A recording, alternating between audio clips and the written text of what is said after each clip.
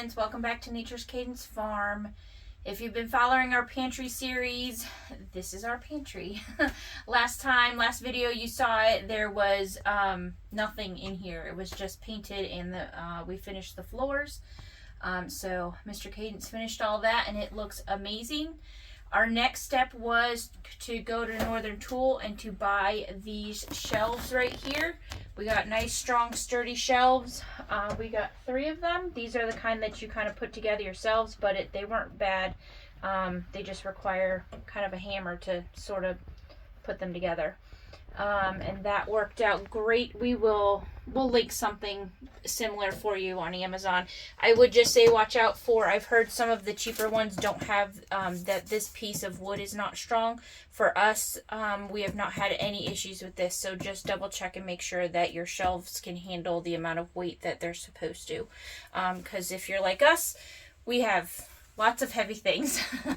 The other thing we did was we got this special rope lighting. It's literally weaved throughout every single shelf. We did that intentionally just for good lighting because these are deep shelves and we didn't want to not be able to see the back of them.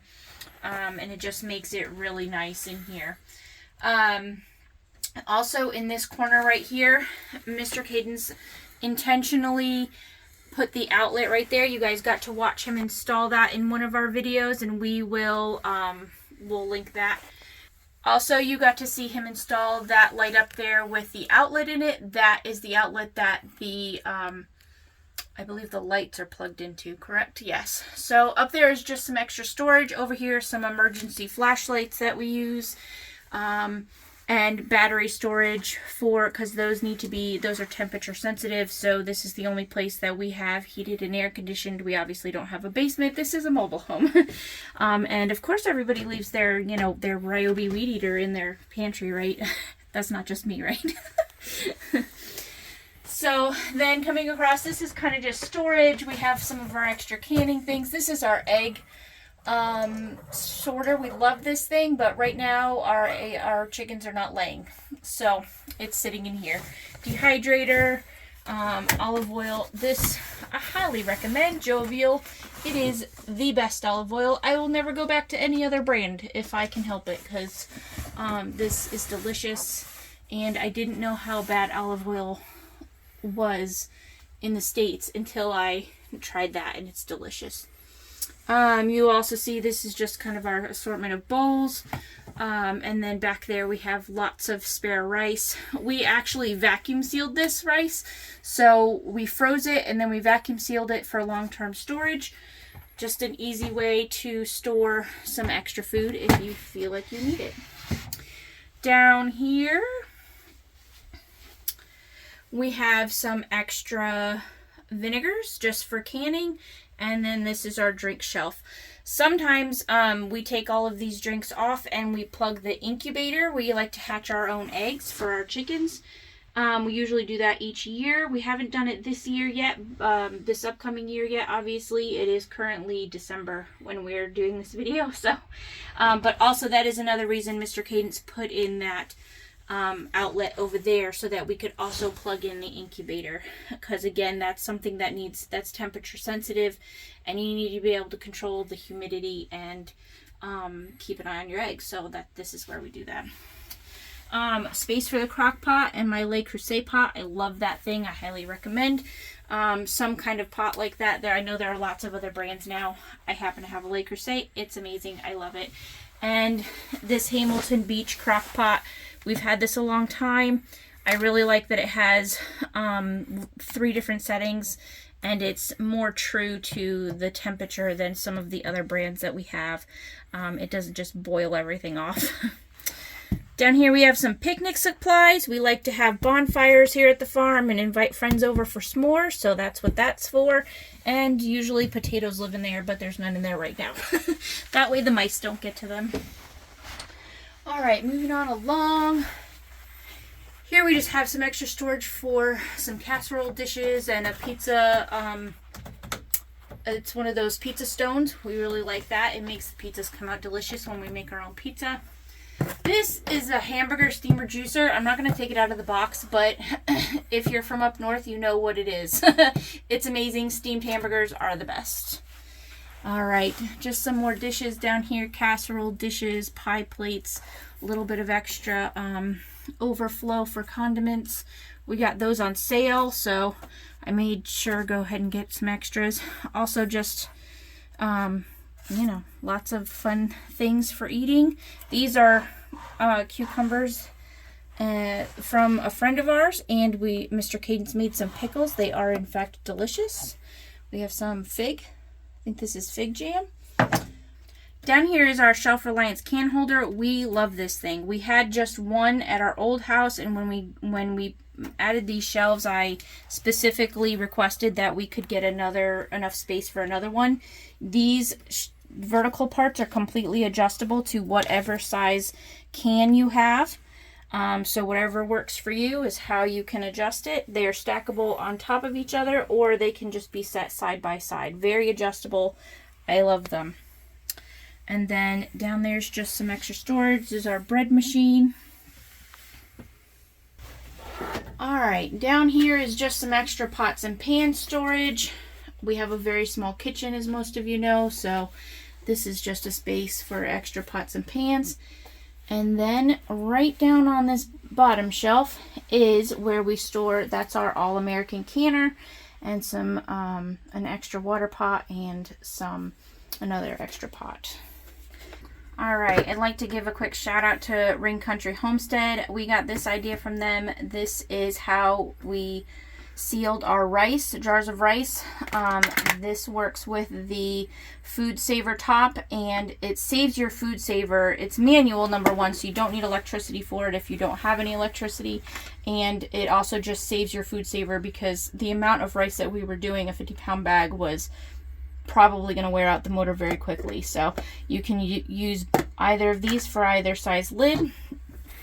So just to give you an idea of how this vacuum pump connects to this food saver lid, this was part of the kit here, and this is part of the food saver, so that you just connected it, and then you add this pressure gauge, and then you would pump it till, what was the pressure that you pumped it to? You pump it up to about 15 inches of vacuum. Okay. And that's how we vacuum sealed our rice. So just a little tip. Good way to save a lot of rice. We also froze it for any bugs and things like that. And it's just a nice little kit. We got this on Amazon as well, and the food saver as well. So we'll link both of those down below for you. Alright, and here is one of our extra freezers. We got this to store our 30 chickens that we raised here and butchered ourselves. This one is a Hisense brand. So far so good. We have not had any issues with it. When we designed this pantry, we designed it around this freezer, so we made sure that this freezer would fit in here. And if you watched our other videos, you saw that back there is where Mr. Cadence made sure to install a plug in this corner specifically for this freezer. Just a little tip. I happen to have a piece of metal laying around here because I'm married to Mr. Cadence. And I happen to have these little magnets. So this was just a way to keep track of how many things we have, how many chickens we have left. Unfortunately, I wasn't here when Mr. Cadence put the half of beef. We ordered a half beef from a local farmer friend, and I was not here the day that he unloaded it in there, so those are not on there. But I typically do a inventory a couple of times a year, so when I do that inventory, I will go ahead and use that to mark what we've got. Alright, then these pantry cabinets we already owned, so it was nice to have a space for dry storage. Up top here we just have some spare water. That's our turkey fryer and our steamer juicer. We just utilized when we made blackberry jam the other day. We used that steamer to create the blackberry juice in the summertime, and then we froze it. And then now that it's nice and cool in the wintertime, we could do some canning without burning the house up because it's so hot in the summer. So it was really nice to finish that process. Inside here is just our dry goods, lots of pasta, rice, some more rice, just some like easy to Thrive Market stuff. We use Thrive Market, we like them a lot.